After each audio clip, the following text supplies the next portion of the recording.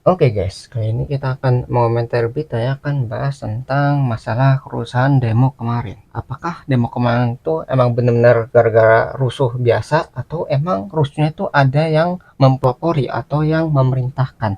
Nah, untuk mengetahui konteksnya, mari kita bersama simak beritanya. Kita mulai videonya.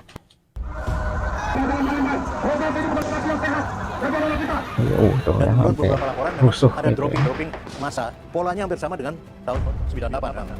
Hmm. Dana biaya itu dari mana bisa sampai ke sini? Gede loh biayanya, 20 juta.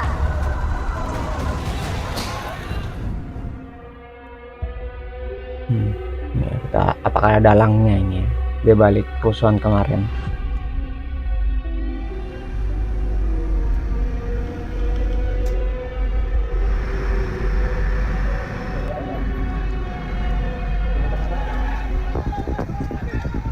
Senin 25 Agustus menjadi awal mula gerakan massa di depan gedung DPR RI.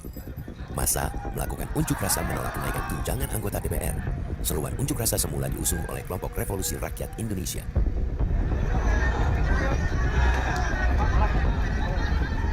Menjelang sore hari, kerumunan massa mulai membludak. Campur baur dari berbagai kalangan, mulai dari orang dewasa, mahasiswa, hingga pelajar.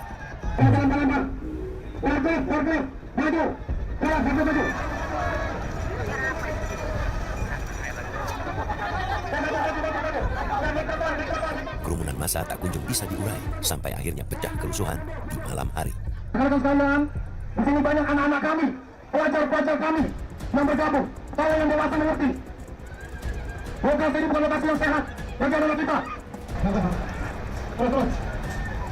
Ya, perlindungan sendiri, kuasai ketinggian. Ya udah gak kondusif ya.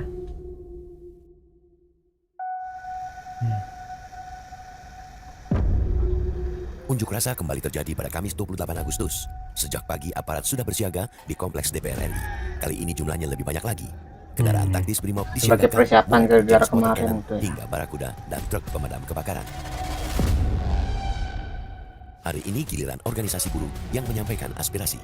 Namun pada pukul 13, massa buruh sudah membubarkan diri.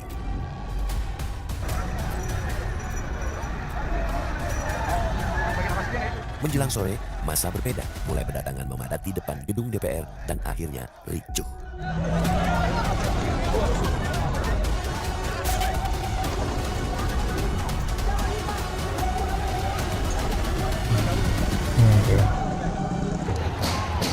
Nih malam Situasi harinya. terus tereskalasi hingga malam hari. Petasan dan bom molotov dari sisi massa aksi dan tembakan gas air mata dari sisi aparat beradu di udara. Kita saksikan bersama gumpalan asap dari tembakan gas air mata ini sudah mulai memenuhi sejumlah tempat area dan rasanya memang situasi sudah sangat tidak kondusif lagi dan kami berusaha untuk berlindung di balik kendaraan taktis kepolisian. Dia yang bawa petasan dan sebagainya itu juga bikin rusuh. Nah ini kejadian Namun mobil naas, rantis pembubaran itu. aksi unjuk rasa Kamis 28 Agustus menelan korban nyawa. Afan Kurniawan, seorang pengemudi ojek online terjatuh saat berlari menghindari kejaran barakuda yang melaju cepat. Ini iring-iringannya nih. Kematian Afan Kurniawan mendapat simpati dari seluruh pelosok negeri. Ribuan pengemudi online mengiringi kepergian Afan ke tempat peristirahatan terakhirnya. Kayak saat Kalau lagi menurut melayat. saya itu sudah panggilan timbulnya dari rasa perasaan. Bukan sekedarannya ikut-ikutan, enggak, sudah perasaan. Saya sendiri saja nggak ngerti nanti waktu saya akan meninggal itu. Apakah mereka juga seperti Afan ini yang ditahlili se-Indonesia ya? Ini merinding saya. Karena kiai-kiai juga melihat ini termasuk jihad kalimatu adlin. Ini jihad menyampaikan kata-kata keadilan. Ya, ini emosi publik saya ambil dari tanggal 25 sampai hari ini. Jadi kalau dilihat, Seruan aksi unjuk rasa tanggal 25 Agustus memang begitu membahana. Rencana aksi mulai berseliweran di sosial media sejak 14 Agustus. Analis data drone Emprit mencermati agenda aksi bergeser pasca kematian Afan Kurniawan.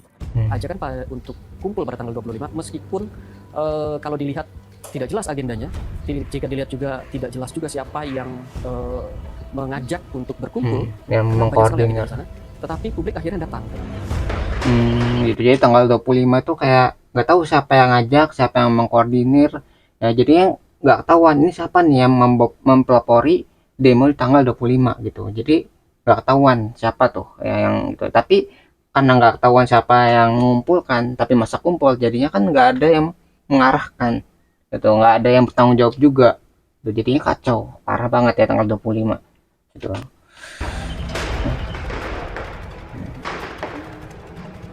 Nah, jadi undangan untuk datang ke Makobrimob itu tidak semata dari akun-akun yang katakanlah tidak jelas, tapi juga dari aktivis-aktivis. Mahasiswa datang kemudian pada 9 pagi kan. Lalu juga tokoh-tokoh publik datang pada 9 pagi. Seruan mereka sama. Tuntutan keadilan bagi Afan. Setelah malam itu banyak yang mendorong atau mengajak, setidaknya menyematkan, ini loh alamat Sahroni, ini loh alamat Uya Kuya, ini loh alamat, itu disematkan tuh di komentar-komentar media sosial, terutama di live gitu. Setelah itu kemudian 29 malam itu publik baru deh yang tadinya fokusnya adalah tuntutan keadilan agak geser lagi nih ke anggota DPR yang tertarget, orangnya jelas nih, si ini kayak gitu. Diarahkan tuh ya untuk Hilangnya nyawa menyebabkan awal kerusuhan. aksi unjuk rasa meluas. Demonstrasi terjadi serentak, disertai aksi vandalisme dan penjarahan. Benarkah unjuk rasa ini diorkestrasi? Sampai yang dibakar itu ya DPRD-nya ini. Dan menurut beberapa laporan memang ada dropping massa. Polanya hampir sama dengan tahun 98 memang.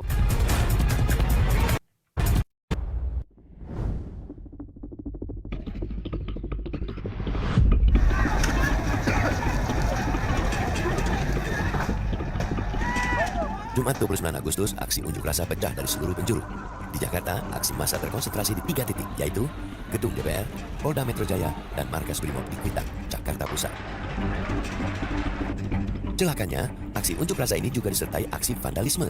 Bukan Fasilitas sampai umum sebesar dirusak itu dan tuh dibakar kerugiannya, oleh orang-orang tidak bertanggung jawab. sampai 40 miliaran. Pengerusakan dan pembakaran meluas di 19 provinsi, dari kota besar hingga kabupaten dan kota.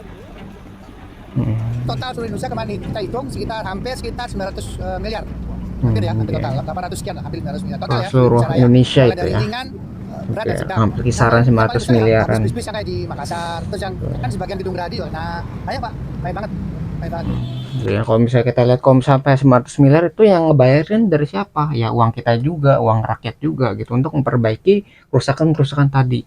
Jadi bukannya kita berkembang gitu ya, membangun infrastruktur yang baru gitu. Kita hanya memperbaiki apa yang rusak. Itu kan kita jadi rugi. Kita nggak bisa pakai fasilitasnya, kita juga yang harus memperbaiki dari uang pajak-pajak kita. Nah, itu yang jadi masalah. Jangan sampai membuat kerusuhan. Kalaupun ada kerusuhan, kita bisa cegah gitu. Kalau misalnya nggak bisa cegah, cari siapa pelakunya supaya mereka tuh dapat ganjaran yang tepat juga gitu ya, biar dihukum. Jangan sampai mereka tuh mengulangi hal tersebut, biar nggak kasih efek jerak gitu, jangan sampai melakukannya, jangan sampai terprovokasi dan melakukan tindakan anarkis.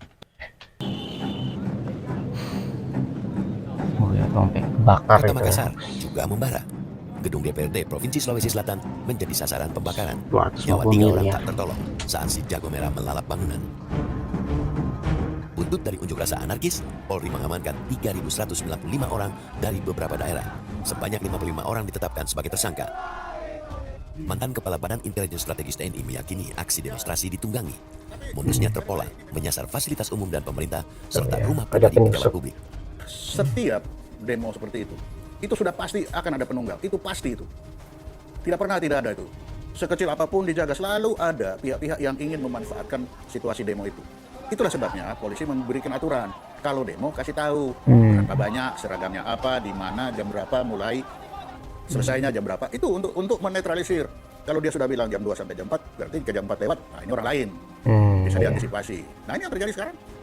Akibatnya ya ini. Bisa merembet kemana-mana. Dan setiap orang yang punya kepentingan, dia akan manfaatkan itu.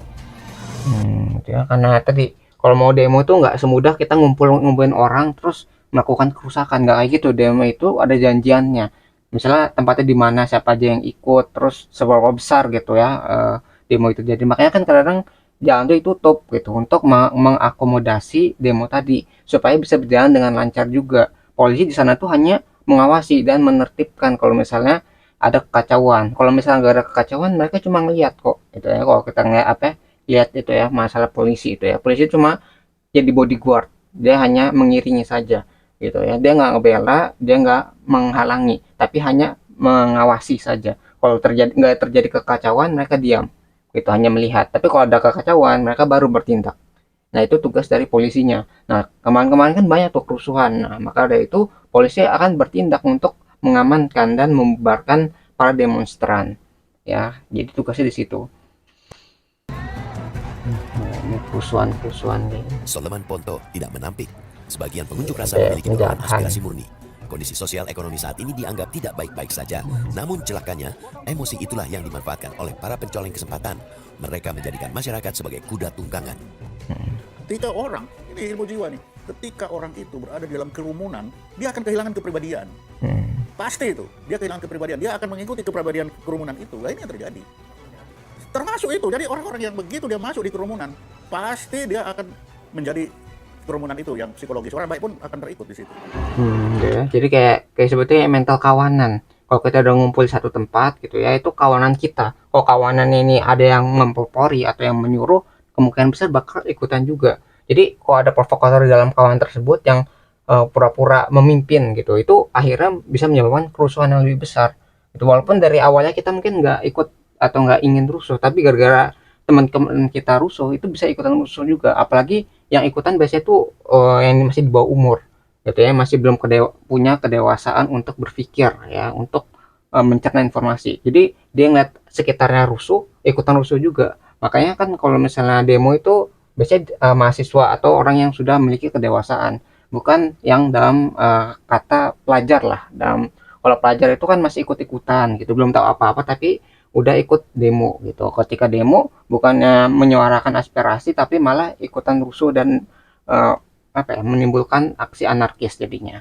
Jadi emang umur itu yang penting untuk membedakan ini udah dewasa belum nih, ini udah pantas belum nih. Kalau belum pantas jangan ikutan dulu. Kalau bisa cari cara lain untuk berdemo dengan cara yang pelajar tadi yang masih di bawah umur gitu ya. Jangan ikutan demo turun ke jalan karena tadi resikonya banyak.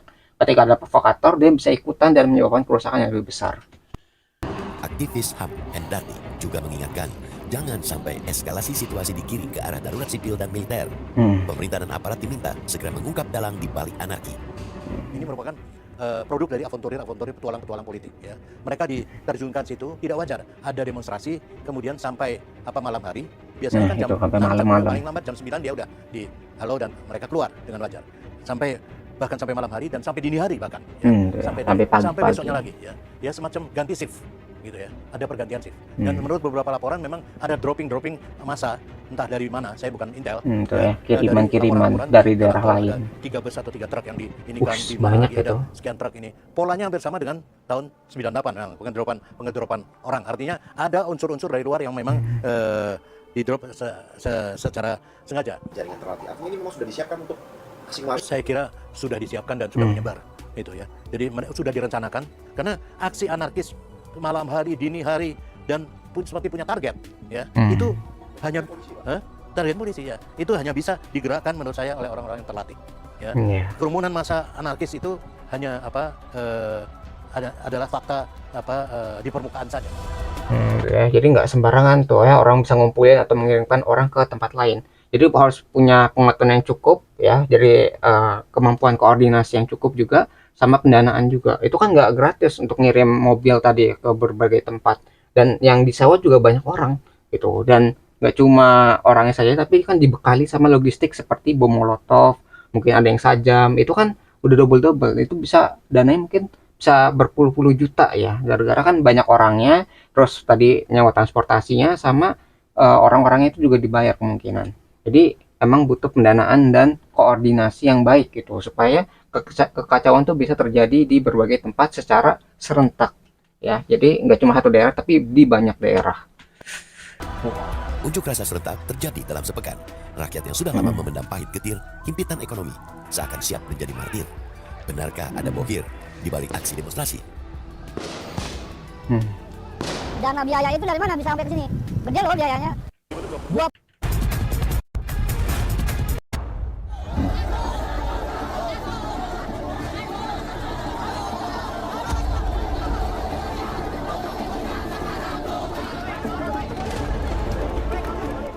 Ada provokator dan perusuh nih. Kawasan pemukiman tempat tinggal Ahmad Saroni di Tanjung Priok, Jakarta Ya, penjarahan itu. Anak-anak usia belasan tahun berdiri di baris terdepan Tuh, dan jebol pagar tinggi. Anak-anak di bawah umur biasanya yang melakukan.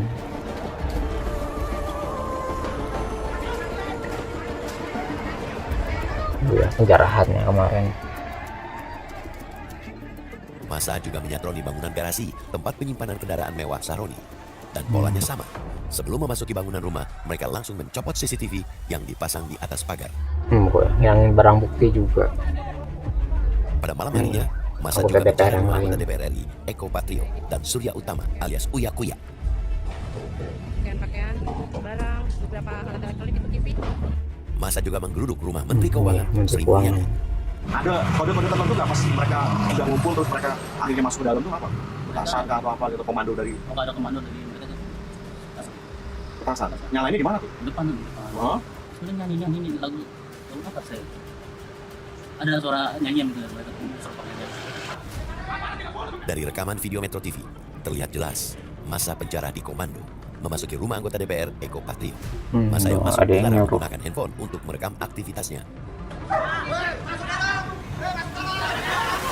Tuh kan ada yang mengompori gitu, masuk ke dalam.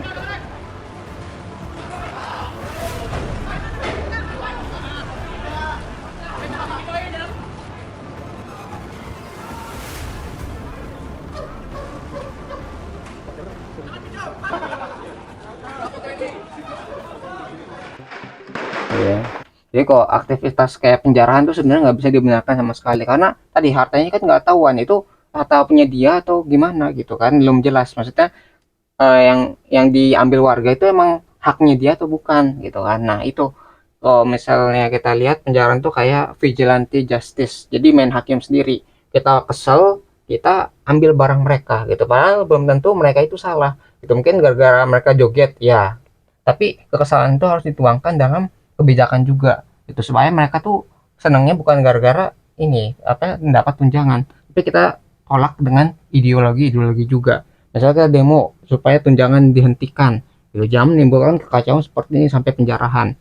Karena kalau kita balik ya keadaannya, apakah kita mau rumah kita dijarah gitu? Kalau kita misalnya nggak mau rumah kita dijarah, makanya kita jangan sampai menjarah rumah orang gitu, karena kan itu harta benda mereka, itu kerja usaha mereka, mungkin dari artis atau dari kehidupan mereka sebelum jadi DPR juga ikutan dijarah itu kan. Makanya kalau misalkan nggak mau dijarah rumahnya, kita juga jangan sampai melakukan hal yang sama pada orang lain.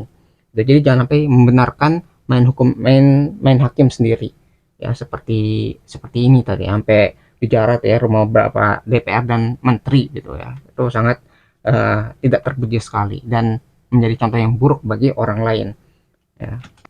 Boleh jadi demonstrasi anarkis memang ada yang menunggangi. Realitas menemui seorang driver ojol yang mengikuti serangkaian aksi unjuk rasa. Elia turun ke jalan ada mengawal kesaksian ojol yang juga berunjuk rasa nih. di depan Makobrimob Polda Metro Jaya di kawasan Kuitang, Jakarta Pusat. Ia mengaku bertemu rombongan massa bayaran yang dimobilisasi dari luar kota. Tuh ya ketemu nih. Kepada RY, pendemo tersebut mengaku datang bersama rombongan 30 orang dengan bayaran 20 juta rupiah per orang. Pas tanggal mahal sekali. 25 jam 5 sore kita ngumpul di bawah flyover Senen. Di bawah flyover Senen kita ngumpul semua, ternyata di situ ada beberapa orang. Kurang lebih 30 orang di situ. Dia udah stay di situ. Ada cerita.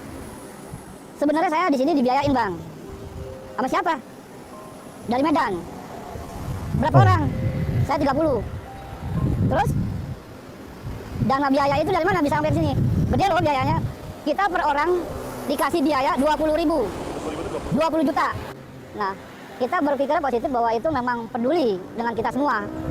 Akhirnya kita maju ke depan semua ke Kuitang. Orasi. Pas jam 18.45 itu ada yang mulai provokasi dengan melempar bom molotov. Dia bilang serbu.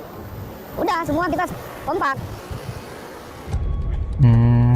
Gitu. Jadi dikira orang yang bayarin tuh orang yang peduli, yang ingin Indonesia itu berubah. Ternyata mereka dimanfaatkan juga mungkin ya, para kiriman-kiriman ini dikira dia membela negeri tapi malah membuat keadaan tuh semakin rusuh. Jadi ada yang membiayai juga, kemungkinan itu yang jadi masalah. Jadi ada yang mengkoordinir, ada yang membiayai dan menyediakan logistiknya. Jadi emang benar kayak ada perencanaan yang baik gitu, sehingga kerusuhan itu bisa terjadi ya. Aksi pengrusakan dan penjarahan menuai keprihatinan mendalam dari Majelis Ulama Indonesia. Dalam ajaran agama Islam itu, ketika ada orang menyampaikan pendapat, satu, harus mendengarkan. Ayastami ar-ra'yah. Harus setelah bisa mendengarkan, wayatafaqada ahwalahu. Pembuat kebijakan harus mampu melihat keadaannya mereka. Kayak apa sih keadaannya kok sampai begini? Tiga, harus mampu menghormati satu sama lain. Ketika ada orang akan menyampaikan pendapat, tolong dihormati, dengarkan. Syukur-syukur ada bikin tempat khusus untuk mendengarkan orang yang menyampaikan pendapat. Ya, karena kita udah diberikan akal ya sama Tuhan. Jadi gunakan akal tadi untuk berpikir, untuk menyampaikan pendapat. Jangan hanya menggunakan kekerasan. Itu kekerasan tuh udah apa ya, di tahap ketika akal atau pikiran itu tidak bisa digunakan lagi. Kayak misalnya kita benar-benar ditindas gitu, benar-benar diserang dari negara luar gitu. Itu kan nggak bisa pakai pemikiran lagi, nggak bisa pakai diplomasi lagi, baru kita bisa perjuangan fisik gitu. Kalau fisik karena sekarang itu dalam masa damai, seharusnya gunakan pikiran dulu, gunakan otak dulu sampai benar-benar bisa tercapai, karena ini masa damai itu bukan masa perang. Kalau masa perang baru tadi ya bisa menggunakan fisik, karena di secara diplomasi atau secara akal itu udah nggak mampu untuk diakomodasi lagi. Jadi fisik itu kayak benar-benar cara terakhir gitu ya. Kalau misalnya udah benar jalan lain dua nggak ada, baru itu pakai fisik ya. Sedangkan kalau sekarang masa damai harusnya masih bisa menggunakan jalan damai yang apa ya, menggunakan otak lah, menggunakan akal yang sudah diberikan oleh Tuhan. Jangan kita seperti binatang yang mengandalkan nafsu saja dan emosi sehingga menyebabkan kerusakan seperti ini. Indonesia menyebut pola kerusuhan unjuk rasa kali ini mirip dengan kerusuhan tahun 98. Disamakan kayak tahun 98. Bagi saya itu ini pola yang sama dengan 98 gitu. Bacaan YLBH seperti pola lama, pola yang terjadi sangat lama gitu. Jadi untuk apa? Untuk menghentikan kegiatan masyarakat yang semakin membesar dalam ranah mendorong perubahan kebijakan. Nah sekarang aparat yang kemudian nangkap-nangkapin aktivis di sana sini. Gimana kita akan percaya sama investigasi itu? Makanya apa? Gimana caranya? Permintaan kami adalah pemerintah, presiden bersama Komnas HAM membentuk tim gabungan pencari fakta yang dilibatkan apa? Masyarakat sipil, libatkan akademisi atau ahli, libatkan jurnalis misalnya, libatkan kelompok-kelompok yang punya kemampuan untuk memahami situasi perkembangan politik. Agar para ahlinya dilibatkan informasi semua. menjadi balance, menjadi seimbang, dan fakta yang sebenarnya terungkap. Transparansi informasi ya. Yang Anda nggak tahuan tuh siapa yang melakukan kerusuhan, siapa yang aktivis kayak misalnya mahasiswa dan sebagainya. Itu harus dipisahkan, mana benar-benar yang buat kerusuhan sama yang demo tapi ikutan ketangkep gitu. Maksudnya kayak mungkin kan di lapangan kan, jadi nggak ketahuan tuh. Nah polisi mungkin nangkepin itu untuk mengamankan dan mendamaikan suasana biar nggak terjadi eskalasi. Jadi mungkin tertangkap juga gitu ya secara nggak langsung di sana. Itu walaupun si mahasiswanya atau aktivisnya itu mereka tidak melakukan kerusakan, tapi gara-gara di tempat dikiranya ikutan gitu. Nah itu makanya harus diinvestigasi, mana nih ini beneran emang mau demo ya, demo untuk menyampaikan aspirasi, atau orang yang nyusup tadi gitu yang ingin membuat kerusuhan dan kerusakan dan bertindak anarkis. Makanya harus ada investigasi, ini benar-benar penjahat atau bukan itu, atau hanya orang yang tertangkap gara-gara ada di tempat yang sama dengan penjahat yang melakukan kerusakan. Jadi makanya kan kadang kita bisa dengar tuh ada ratusan orang yang diamankan, ada yang ribuan orang yang diamankan. Nah itu kan dicek lagi, benar nggak ada ratusan atau nggak ribuan orang yang menjadi tersangka, atau ribuan orang tadi itu hanya diamankan saja gitu ya. Jadi harus cek lagi, oh ini nyata bukan nih, bisa dibedakan. Nanti ternyata yang sebagai provokator yang ditangkap itu ternyata nggak sampai 100 gitu ya, mungkin hanya 50 sampai 60 orang saja yang menyebabkan kerusakan gitu. Tapi kan gara-gara di daerah yang sama semuanya ditangkepin gitu kan. Jadi tadi ya harus ada transparansi dari penyidikan yang terjadi saat ini supaya bisa dibedakan tuh mana orang yang penyusup dan menyebabkan kerusakan dan para aktivis yang menyuarakan pendapat dan aspirasi masyarakat gitu ya. Bisa menyampaikan aspirasi jelas dilindungi oleh konstitusi. Jangan menodai demokrasi dengan aksi anarki. Pemerintah harus menginvestigasi, mengungkap dalam provokasi. Nah, siapa nih dalangnya? Masih dalam investigasi sih. Kalian bisa ketahuan tuh nanti siapa nih, dari mana teman-temannya, siapa aja gitu kan. Apalagi menggunakan HP sekarang kan ada bukti-buktinya dengan bukti elektronik. Jadi misalnya dari komunikasinya, dari grupnya itu bisa dicek. Gitu. Ada pembicaraan gak nih, siapa yang mengkoordinir dan siapa yang ngebuat grupnya gitu, itu nanti bisa dilacak mungkin sampai terus ke ujungnya, kalau bisa sampai ke orang yang menyuruh dan membiayai hal seperti ini. Karena nggak sembarangan, nggak langsung demo di sana langsung buat kerusuhan, nggak kayak gitu. Tapi karena ini berlangsung secara serentak bersamaan, itu koordinasinya sangat bagus sekali. ya, apalagi dengan pembiayaan tadi, dengan bom molotov, dengan transportasi dan sebagainya, sehingga menambah aksi ricuh ini semakin parah lagi. Ya mungkin itu yang bisa kita pelajari, bahwa tadi ya, kemungkinan besar demo ini tuh emang disusupi. Kita emang kesel ya, masyarakat tuh emang kesel dengan kejadian kemarin itu ya, dengan DPR-nya, dengan ketidakadilan sosial ya, kebijakan-kebijakan yang agak aneh gitu kan ya, masalah koruptor itu juga banyak banget. Tapi ketika masyarakat tuh ingin menyuarakan aspirasinya, ternyata ditunggangi juga sama pihak yang berkepentingan. Jadi kita tuh udah menderita, dimanfaatkan lagi ya. Kasihan banget sih warga masyarakat Indonesia ya. Ya itu sangat miris sekali ya, kasihan gitu. Sampai ada yang korban jiwa gitu ya. Entah itu korban jiwa dari masyarakatnya, dari ASN yang kemarin tuh ada yang kebakar di gedung DPRD ya Makassar, itu juga kasihan juga. Mungkin mereka nggak bersalah gitu ya, tapi karena ada di tempat itu ya, terus peristiwa pembakaran terjadi, mereka juga terkena dampaknya. Jadi emang dari berbagai pihak kenanya, nggak cuma dari tadi ojol tadi, masyarakat biasa, ataupun dari kepolisian, ataupun dari ASN. Jadi semuanya bisa kena. Nah harusnya dari kejadian ini kita bisa belajar bahwa jangan sampai demo itu disusupi oleh orang-orang yang berkepentingan atau memiliki niat jahat ya, dan menyebabkan kerusuhan yang lebih besar seperti sekarang. Nah, mungkin itu yang bisa kita pelajari dari berita ini. Nah kalau kalian tertarik ya para penonton, dengan sumber beritanya link sudah saya sediakan di deskripsi video. Nah mungkin sekian yang bisa saya sampaikan, kurang lebih mohon maaf. Kita ketemu lagi di pembahasan selanjutnya, insya Allah.